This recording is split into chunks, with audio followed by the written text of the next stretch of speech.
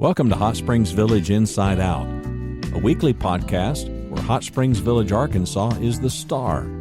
Join me, Randy Cantrell, and my co-host Dennis Simpson as we discuss the history, facts, people, places, events, lots more surrounding Hot Springs Village, Arkansas. Visit the website at hotspringsvillageinsideout.com. Today's show is brought to you by Central Arkansas's favorite radio station, KVRE. Find them on the dial at 92.9 FM. Stream them live at kvre.com. On the highway to Lake DeSoto, that's right. Yeah, behave yourself. Yes, sir. Hello and welcome back to another episode of Hot Springs Village Inside Out. You'd think after 70 or so shows, I'd get that just spot on like I did right then, wouldn't you, Randy? You'd think it'd just be flawless, right? It is flawless. Yeah, it's flawless, faultless. It is our pleasure today to have Mr. Charlie Brown with us today, and a pretty special episode. I've never met Charlie, and of all the people in the village, Charlie's a pretty integral part, and we've not connected, not met, not anything. How are you today, Charlie? I'm doing good. Thank you for having me on. It is a pleasure to have you on. And as always, all the good guests are recommended and referred by Mr. John Paul. So yeah, we start there. Not sure how I got into that stack, but I'll take it. He said, you know, you really need to have, and he gave us a list, and you were at the top of the list too. But we're happy to have you today. Give the layperson, I mean, what do you do? Why would I call you, or what's going to happen that might work its way up the stack to meet Mr. Charlie Brown's desk? Well, I manage the code enforcement department, and within that department, we have compliance division, animal control division. We have permitting and inspections division, and we oversee several contracts, which are all the food and beverage contracts for the POA and the gate security contract. So, and how many people roughly answer to you? How many direct reports, as they say, I think? During the summertime, it's 17, and off season, it's about 13, 14. So it varies is the answer I'm hearing. It is. And the contractors, of course, report to me, one district manager for our large security contract, and then they have about 13 to 14 security guards that report to him. So let's draw the line of delineation. You oversee the company that oversees the gates. Is that clear? Is that clear? That's correct. Okay. Because I can see people say, well, Charlie Brown does it. No. He oversees the company that oversees the gates. So if for perchance when John Paul rolls off next month, and he does want a longer term position at the East Gate, he would not apply to you. He would apply to the company that works for them, right? That is correct. In conjunction, we look at all those applicants. Yeah. Well, and he has the job already if he wants it, for sure. I don't know about that. Yeah, I'd look at that resume. You know, I'd really study that thing a minute if I can. Well, he has a little bit of experience. He was out directing traffic not too long ago at the gate. So yeah, he's got some experience. I consider that volunteer. I don't think that's a compensated gig, you know, maybe. Yeah, well, it gained him a spot. Well, and let me come back just for a second. So let's go way back. Number one, I'm dying to know how you got into this business and what qualifications and what previous job, but where did you come from? How did you get here? Tell us your story. All right. So I retired here in July of 2015. I retired from the Federal Bureau of Prisons, and it was an atypical career in the Bureau of Prisons. I started out with 5 years in the U.S. Coast Guard, and then I spent another 23 and a half years in the Department of Justice Bureau of Prisons. In that tenure, I was with the U.S. Marshal Service Air Operations Division for about 10 years. And the last 2 years before retirement, I was overseeing all detention in Georgia and South Carolina, federal detention, and retired here in July 2015 to help activate the Beach Patrol as a part-time job, and just went from there to full-time, and then started into management shortly thereafter. Kind of stuck around, as it were, right? I did. Okay, so I'm late to this party. I had technical difficulties. I had some internet issues I had to fix. Randy, did you know any of this about the No. Department of Justice? Really? No. Well, I want to go back to the Coast Guard because we've got another kind of a friend of the show. It's Claire Nicolosi, Coast Guard. Yes. Coast Guard retiree. Chief Warrant Officer. So, yeah. So you're in good company. I am. Plenty of us coasties here, actually. Yeah, that's what we're hearing. Now, they have a meeting, or is it not a meeting, but a general officer? Were you an officer of some sort? No, I was enlisted. Okay. I understand. So how do we go from that into the Department of Justice? And I'm assuming you said a non-traditional, so I'm assuming you basically helped move prisoners around, or was that? Yes, I did. When I left the Coast Guard, I started just as a correctional officer with the Bureau of Prisons, and just moved into a federal transfer center from that at that time, activated the only federal transfer center for the Bureau of Prisons, and we transported about 110,000 prisoners a year at that. So I did that for several years. And then I moved into some regional office work, and then finally ending up with overseeing 2 states for federal detention. Okay. I'm sorry. I don't want to get stuck here, but this to me is fascinating. Randy, am I on the track here? No, go ahead. I'm Okay. listening. I'm So, eavesdropping. okay. So just fill me in. So 110,000 inmates need to go from, and I said prisoners, but inmates from where to where and why? I mean, are they on vacation, or are we putting them on a Greyhound bus? What are we doing here? Yeah, so the to most people the number seems enormous, and I guess it is, but Yeah. yeah, we operated 3 727s actually, and several small Saberliner airplanes, and yeah, well, these prisoners were being transported for just a plethora of reasons. It's a court writs, court dates, voluntary returns to other countries, disciplinary reasons, which is probably a bulk of them. So take for instance, if a maximum security inmate gets a disciplinary sanction at one facility and has to move to another one, then we would transport that person. And we operated 727s. We would typically transport 80 to 130 prisoners on each plane at a time. Let me get this straight. And I don't know if were you involved in actually getting on the plane? Oh, yes. Mm-hmm. Okay, let me get this straight. So you're going to take some of the baddest hombres that have had disciplinary problems, and you're going to put them all on a plane, and then you're getting on the plane with them, right? Absolutely. There's a movie like that called Con Air. Yes, there is. A little off track that was, but yeah, same thing. We actually we were actually nicknamed Con Air. Yeah, y'all ran Con Air. Yes. I had no idea. How do you get to Hot Springs Village from that? Well, that's actually a really good question, because the government moved us around so much. Such in my Coast Guard career, I was at 5 duty stations in the 5 years in my Coast Guard career. I think in total with my government service, we were, with 29 years, I think we were at 13 different duty stations. And so we didn't really have a place to call home, but we did vacation here a lot, and usually at Lake Catherine outside of Hot Springs. And we vacationed a couple of times here during my career. So my wife and I, who was also in the Coast Guard, by the way, we said, well, one of the best places we vacationed at was Hot Springs Village. So let's start there, start our retirement there. And that was it. Where'd you grow up? So I was born in Fort Smith, Arkansas, out west, very west Arkansas. And then just that was for a short time. Then I graduated high school in New Mexico. How cool. I'm absolutely fascinated. And the Coast Guard. So you met and married in the Coast Guard? We did. Yes. We were both stationed in Northern California at the time. So when you moved here in 2015, did you think, yeah, I'm going to get me another full-time gig and go back to work here? This sitting on the porch is just too dull. I gotta have people calling me dirty names on Facebook in a few minutes. Yeah, that's what I've got to do. Right. Yeah, no, actually quite the opposite. I was stationed actually in Atlanta, Georgia. So it was pretty hectic. And I was on the road living out of a hotel my last 2 years, basically. And so Noah got here and said, I may work a day, may work 2 days a week if I can get a job. If not, no big deal. And anyway, I retired in July 2015. And I think the day my actual retirement was effective, I was already working for the POA as activating the beach patrol. Yeah, see, John Paul tried that couple of days a week thing, sucked him right in, right, Rand? Yeah, so that first job was what now? It was with the Recreation Department, and it was to help activate the Beach Patrol, which was a new program for the POA at that time. Okay, well, educate me, because I know nothing about Beach Patrol. All right, yeah, so it had an interesting start. Our beaches here, of course, are private beaches and, a gated community. And there was a large outcry from the community that there were people coming in using our beaches that were not supposed to be there.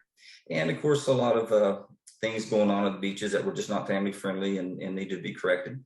So the recreation department under the direction of Stephanie Heffer at that time instituted a program that we called the Beach Patrol, and we started staffing it with patrol out there to correct those issues. And the Beach Patrol still stands today, as a matter of fact. So I activated that in 2015, and now I'm overseeing it. It's one of those, actually, I didn't even mention in our compliance division. I'm actually tickled because I'm imagining, okay, well, yeah, we've got Beach Patrol. We've got some things we just need to have cleaned up. Let's bring in the feds. Yeah, that's right. Let's bring in the guy that used to work for the feds. He'll know how to take care of these people trespassing, right? Yeah. Well, we hope we corrected it. Yeah, I think it's been a successful program. Well, what did you actually find? My suspicion was it was wildly overblown. The complaints, there are compliance issues, I'm certain, but was it overblown? I would just say that there needed to be a lot of corrective action out there at the time. Yes. Really? Yes. Okay. Let me ask this. Was it, and I'm just assuming here, you said a lot of corrective action at the time, which is understandable because it's been unmanaged for 45 years or whatever, right? Mm-hmm. And now that people know that it's managed, it's a whole lot easier and takes a lot less work, I'm assuming. Absolutely, it does. The first couple of years was very challenging. And of course, it was challenging just to get staff to do that job. But after the couple of years and the outside communities and the folks in our community realized that now is an ongoing program and that we were going to ensure that membership has its privileges and that it's just members and their sponsored guests that utilize the areas and that we're going to keep it family friendly. Yes, each year has begun to get easier and easier in operating those beaches. Yeah. So tell us about, and Randy usually asks this kind of question, tell us about your day to day. You get up this morning and go, I can't wait to get on Hot Springs Village Inside Out. No? Yeah. Well, yeah, as far as getting on Hot Springs Village Inside Out, I couldn't wait, but looking forward to it since you made the offer, no doubt about it. First thing I thought of this morning for sure. Yeah. Yeah, no, hit the ground running just with the many things that we do in the code enforcement department, just figuring out which one needed to be at the top of the list. Right. Well, for example, let's play the game here. Code enforcement. So I've got a barking dog next door.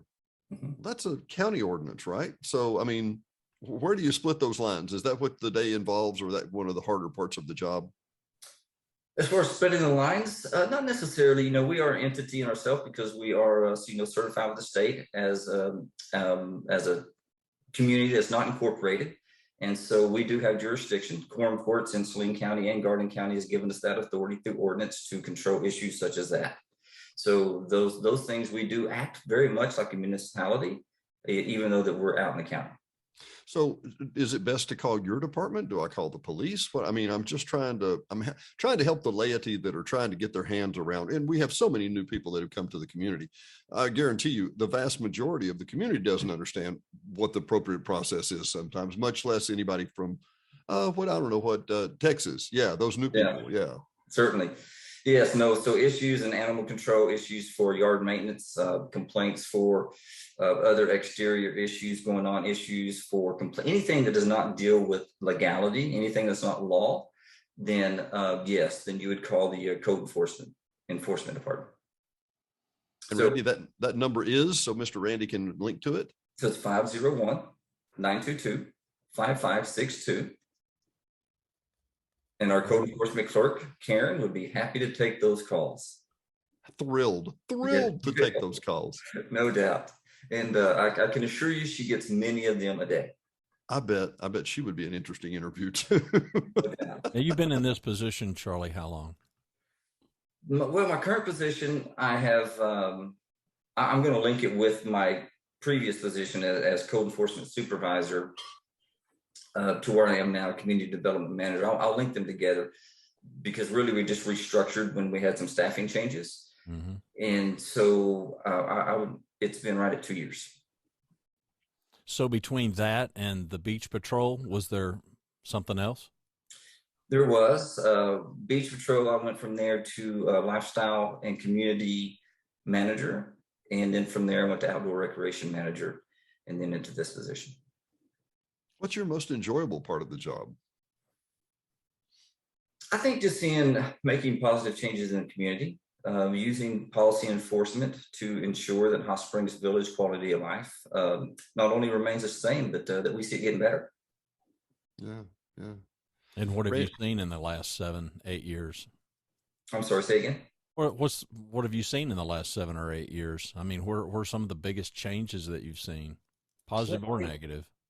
I think, well, positive. I think that the biggest change is security. I think security has really been enhanced, or we have really looked at deficiencies in our gating for the community and have really addressed applying corrective action to all of those deficiencies. It's certainly a challenge, even though it's a contract that we're currently involved with. It's still a staffing challenge to us anyway.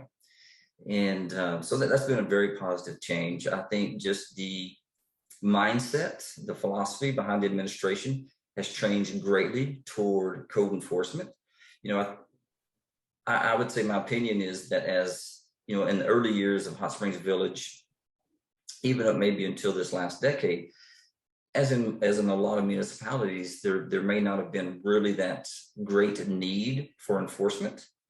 As we grow and as our demographics, you know, change into younger people, our communities outside even grow, I believe that has changed. So the philosophy behind enforcement, protective covenants, has changed with the administration. I think that overwhelming is just a great positive for our community.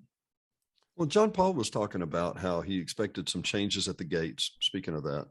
And I cannot get out of my head that typically for every new board that's seated, we have somebody from the Rose Law Firm or someplace like that. And they come in and say, the lady will give you a speech where basically she says, you are without peer.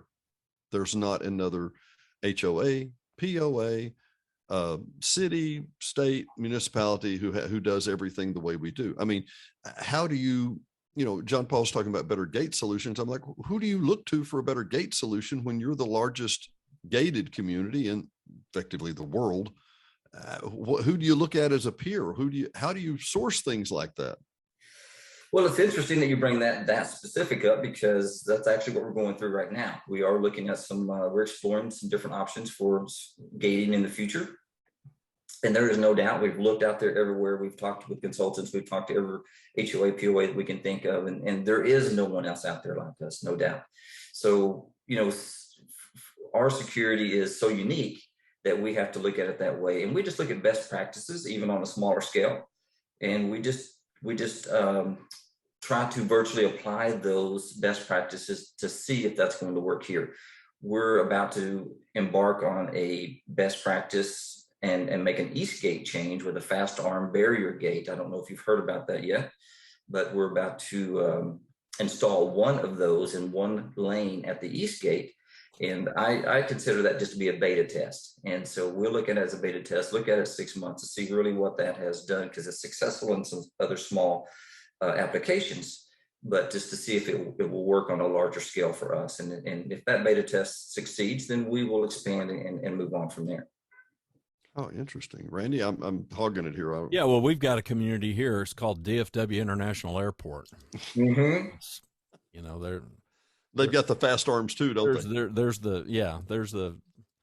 the parallel that comes to mind for those of us here in the DFW area. You know, it's yeah, but I get it. You know, the people are very concerned about the security, and I'm like you. You know, we vacationed over there for the first time in 2018, and fell in love with the place. So you move in day one, retire, but you don't retire. You go to work.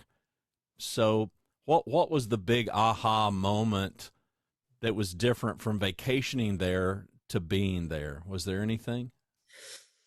Well, my wife would tell you the big aha movement for her was the day that I decided I shouldn't be vacationing anymore and should get under the hood and see what's broken. And here I am today. So, yeah, she often says that it would be much more fun here if we would have never opened the hood and started trying to fix stuff.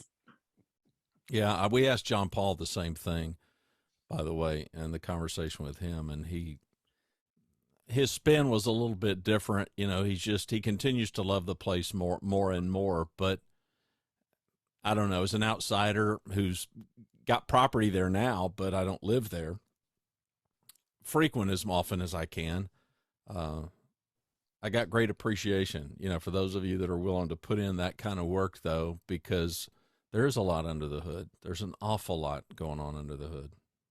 There is, but if you enjoy that, and the environment that we get to do that work in is just amazing. I look out these windows here, and I don't see any traffic at all. It's just beautiful. It's serene. Coming to work is just peaceful. Go by the foggy lakes with the sun coming up in a forested area, and quiet. And again, like I was talking to you earlier about, Randy, I'm not stopping at the stop sign for 5 minutes. I'm there for a second. And maybe probably the only car there.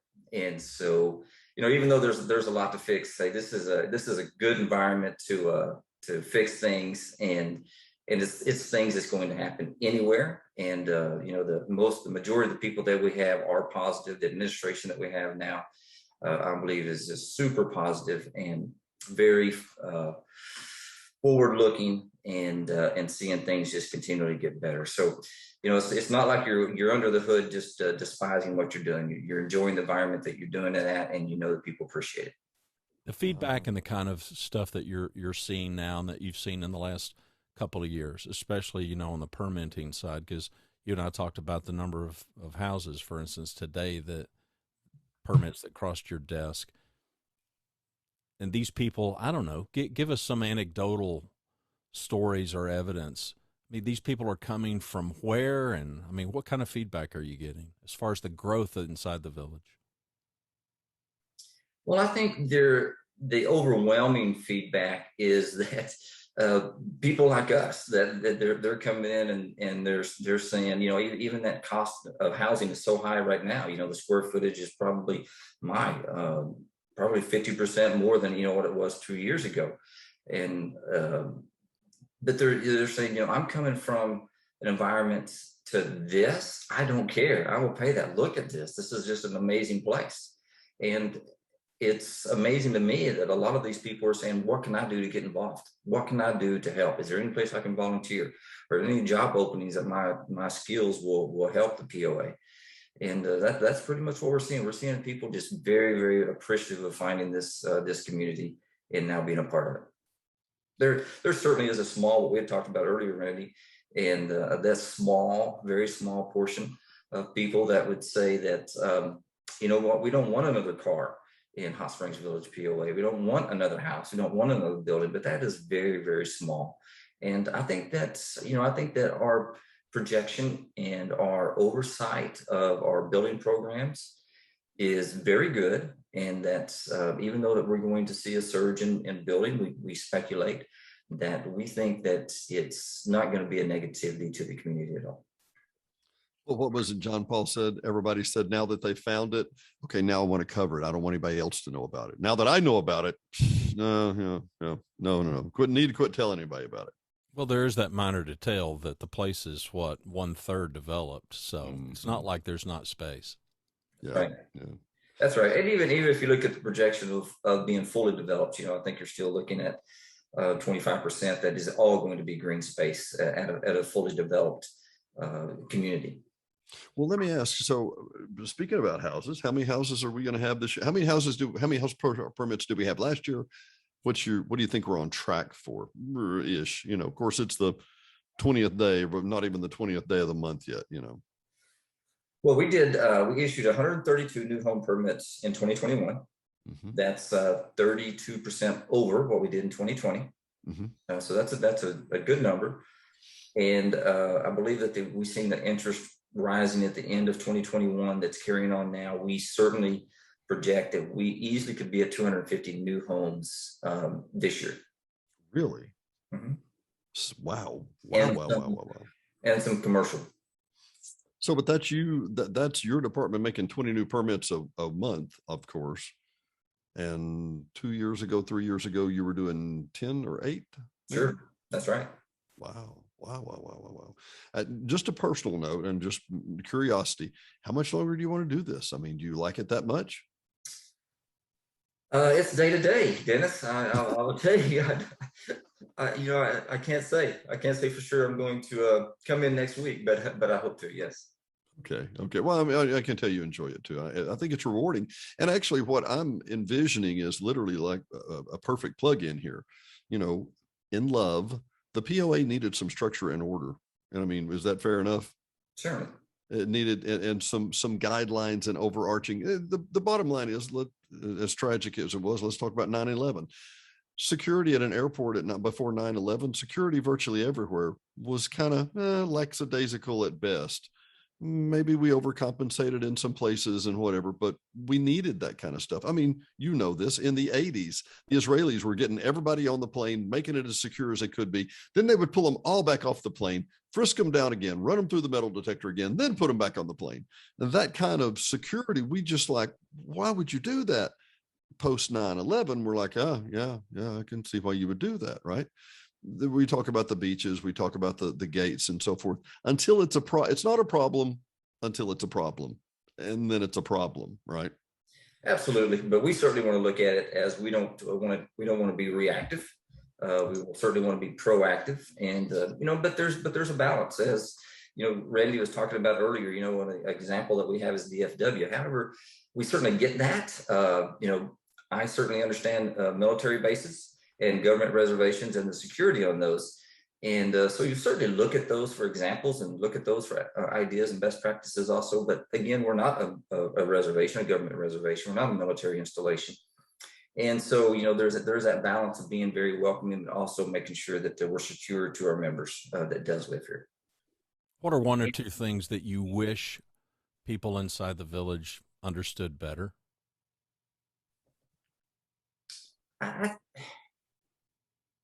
He took my question, by the way. I was just about to ask you that exact same question. That they understood better.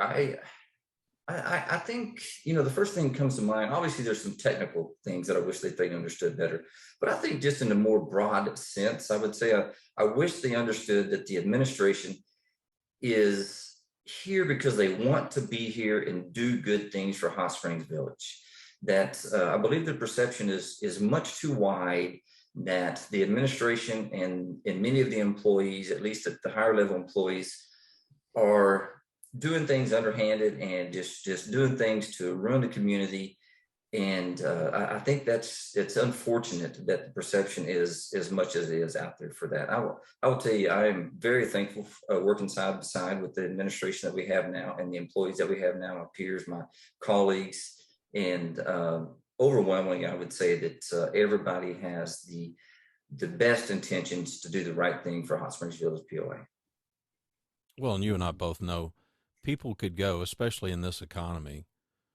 Yes, they'd have to move, but people are moving.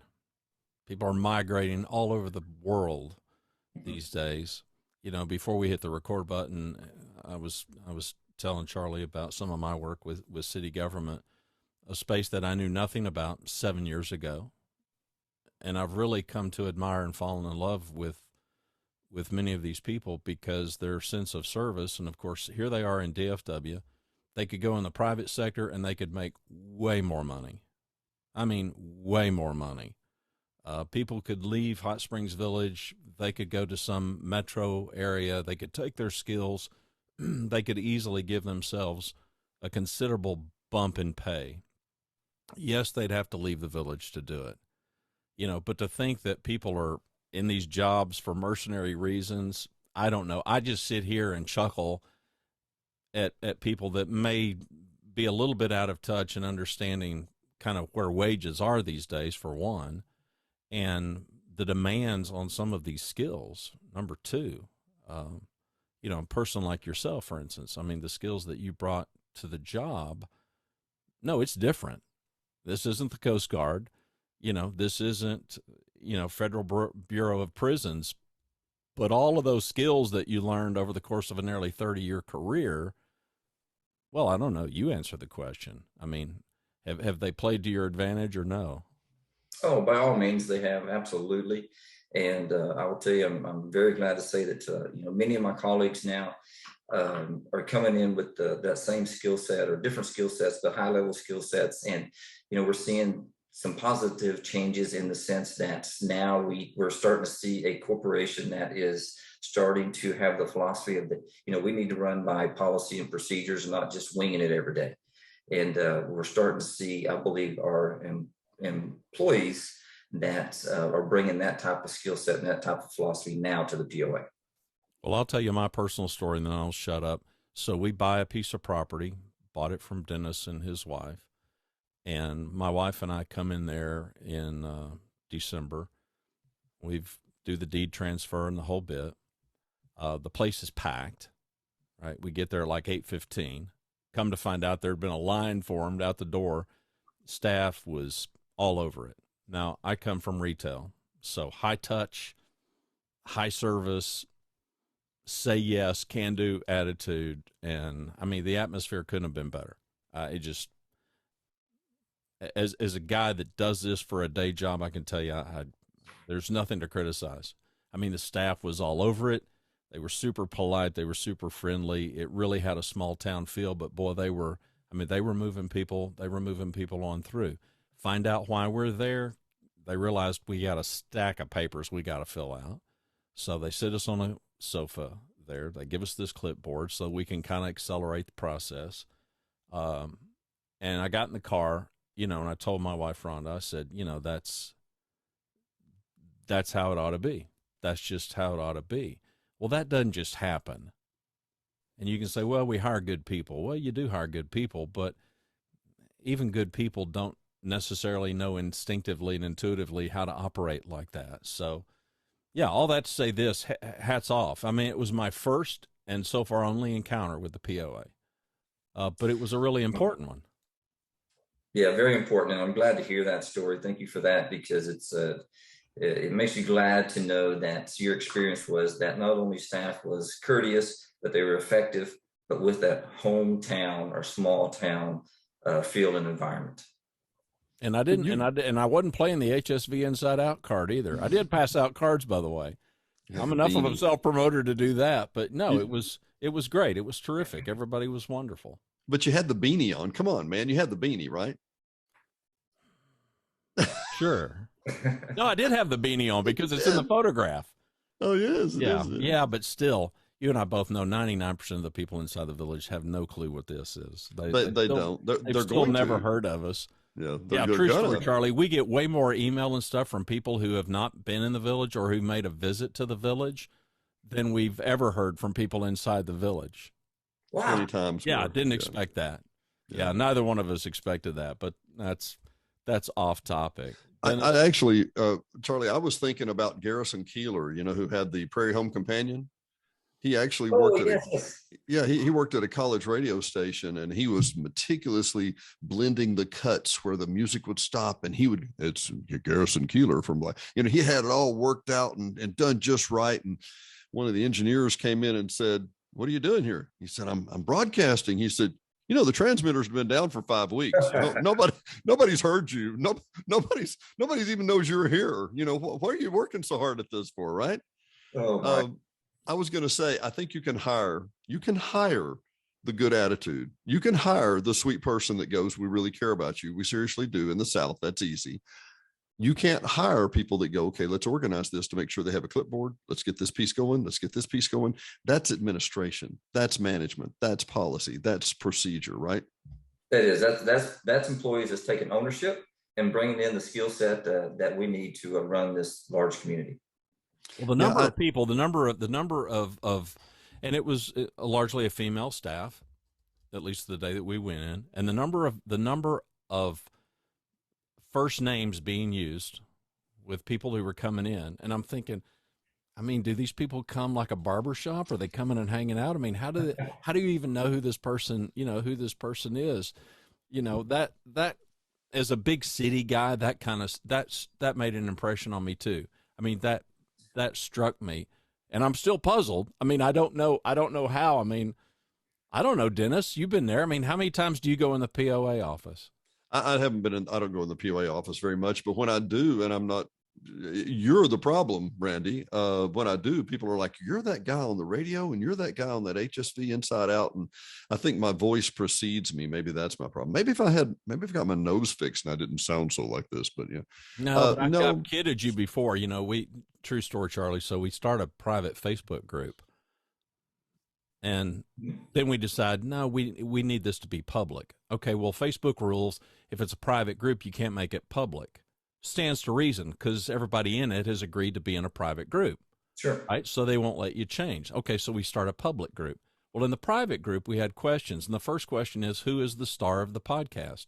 Well, the star of the podcast is Hot Springs Village. It's in the bumper. It says in the bumper. 100% of the answers are Dennis Simpson. And you need to rephrase the question. Who's the loudmouth on Hot Springs Village Inside Out? And then that would be me. I would do that. I'd be my job. I'm leaving it alone. But seriously, the staff was great. Our experience was terrific, and of course, the highlight for me was being able to stick the thing on the windshield so I can go into the right-hand lane now. So I got that going for me now. So that's life in the right lane. Life in the right-hand lane. It's awesome. There you go. Well, I was going to say, Charlie, let's go back to the gates just for a minute. I'm going to kick something to the curb real quick just to get this out of the way. It has been my experience, and Randy, to answer your question, the people that you know, I mean, it's a 17,000 person community. People know each other. I run into people that are in the computer club with me. I run into people that go to the Christ of the Hills United Methodist. We don't attend there, but that's a customer of mine that we work with. We meet people at Brookshire's. We meet people at the Home Plate. We meet them all over. And after a while, you just go, oh, well, that's Charlie. Well, that's Dennis. Well, that's Randy. And you take for granted the fact that you just know people through acquaintances. I mean, when you're coming from DFW, I'm going to tell you that's unique. Is it now? Yeah, I'm sitting in the. That's real unique. I'm sitting in the park. It. Don't get me wrong. I'm not criticizing. I love it. It's a new thing, right? Yeah. I'm sitting in the parking lot, and there's a white truck sitting beside me, and this has been maybe 5 years ago. And a girl turns and she says, "Dennis Simpson," and I was like, "Oh, Candy Styles, how the heck are you doing?" And Candy, Candy, she worked at she doesn't work there anymore, does she? She retired, I think. Yeah, that name doesn't sound familiar. I'm sorry. She actually was, she processed payments and was just a wonderful lady. Peggy Ford. I mean, I can go down the list. Cheryl, and, Sure. And they're all just nice people. That helps a lot. I think one of the things that we want to do with the show, Randy, and from day one, it may have been expressed or implied, but maybe never said. And, we want to shine a great light on the place. That's true. I want to demonize people. I want you to look human like us and go, he's a regular guy. He's trying to do this job well. Maybe I'll call and ask what's going on instead of just flaming him on Facebook. Right. Certainly. I saw a flame this last week. A flame. It wasn't even a flame. It was an outrageous statement. I'll leave it at that. I said, we had a show where we were Jason was talking about replacing all the water meters because, on this end, on the west end, most of them are 50 years old. To which someone notable said, well, now what makes you say they're all old? I said, well, because they've been in the ground 30 to 50 years. And the guy said, well, so do you trust Jason? Trust Jason? The water meters are in the ground, man. What's to argue? We're going to argue the age of the water meters because you don't trust Jason. And in addition, we do trust Jason. We do trust Jason. He's human. This guy's. We didn't make a point. It just came out, and with you, Charlie, too. It's obvious you and he both are moving toward excellence. We're not interviewing people that go, I don't know, whatever. We'll just see what falls out the back end of the truck this week. You guys have policies and procedures. You're trying to implement a structure to move this, as you said, I'm using your words here, corporation forward. And the vast majority of the population goes, corporation, what are you talking about? He misspoke. No, he's right. It's a corporation and it's a municipality, a quasi-municipality. And it's a corporation and it's a nonprofit. It's a lot of things that a lot of people, and it can be very confusing. I got that. But my point is, and Randy and I, we will preach this till we pass out. The people you don't know are not necessarily demons just because you don't know them. Ask them, talk to them.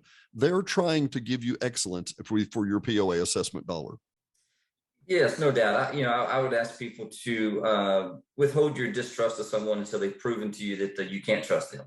And unfortunately, we see that just backwards much of the time. I tell my staff all the time, be careful about getting down there and looking at social media and listening to what's going on social media too much. if there's something that you're concerned about, then let's qualify it, and then we'll fix it if it's true. But something that's just thrown out there, just be careful about listening to that. Don't let it get you down. We're going to move forward, and we're going to do the right thing. And if there's a valid complaint, then we're going to listen to that valid complaint. We're going to investigate it, and we'll fix it if it needs to be fixed. Well, I'm going to say, so 3 names, all POA. So we got John Paul, we got Jason, we got you. Okay, John Paul doesn't have to be doing this. I mean, trust me, the dude doesn't have to be doing this, and he doesn't have to be in Arkansas either. Right. He just doesn't.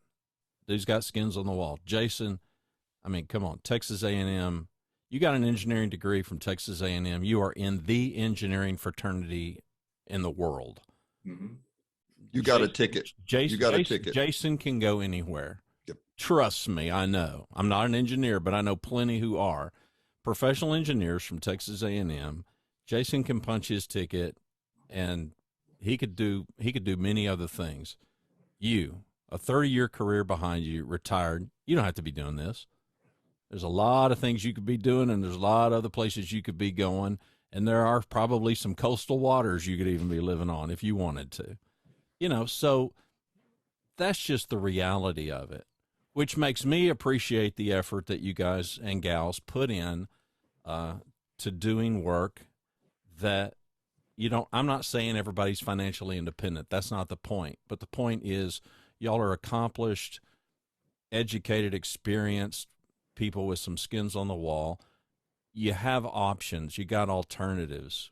Most all of us do, but you guys certainly do. And, you know, so for the few people, and I still insist that it's fewer, my sense is the majority of people are just quiet. Vast majority. They're just quiet. Part of what we hope to do is be kind of the loudmouths on the other end. You know, everything's not perfect. You and I talked before we hit the record button. I live in a community in the DFW area that I love.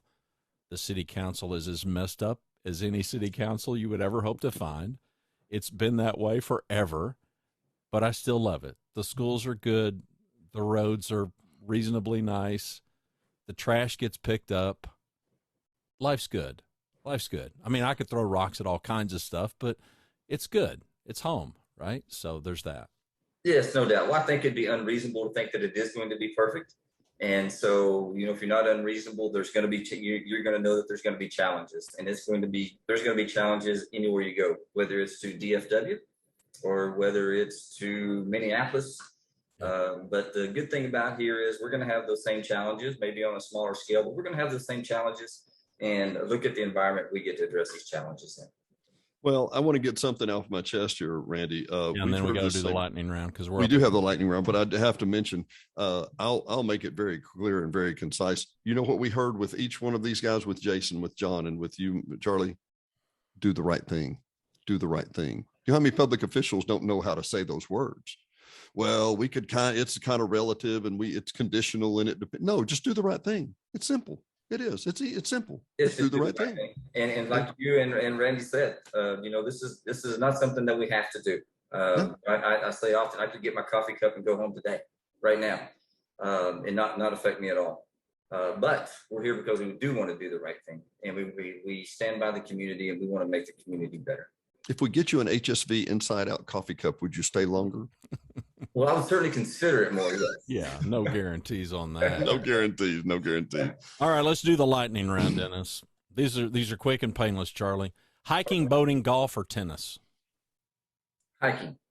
Hamburger or taco? Taco. Beaches or woods? Woods at the beach. Yeah, there you go. Northern Cal. Are you an introvert or an extrovert? Somewhere in the middle. If you had a warning label, what would it say?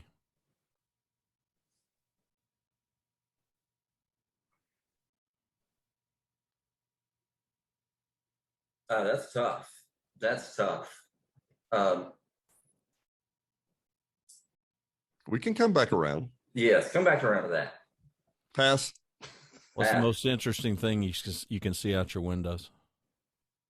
Home or work? Forced. Sneakers, sandals, or hiking shoes? Oh, hiking shoes. Do you have a nickname? Charlie. Yeah, well, and I'm sure you get a lot of grief about your name, but we're not going to go there. First job. First job. Sweeping floors at a oil field company. And you were how old? 12. 12. Child. Your parents didn't know what child labor laws were or what? I was working for my parents, actually. Yeah, exactly. Loophole. Exactly. First pet. Australian Shepherd. I'm sorry? Australian Shepherd. Dog. Oh, there you go. Name? Playboy. Favorite movie? Top Gun. If you were a superhero, what power would you have? Fine. What would you sing at karaoke night? Amarillo by Morning. Oh, okay. Amarillo by Morning. Favorite. We need a duet. We could do that, right? Charlie? Favorite musician or band?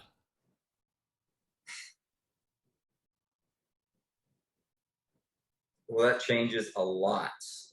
That's all right. Yeah. Is it right now? Is it right now? I think I would say Kenny Chesney. Okay. Are you a country fan? I am. Also, okay. First concert.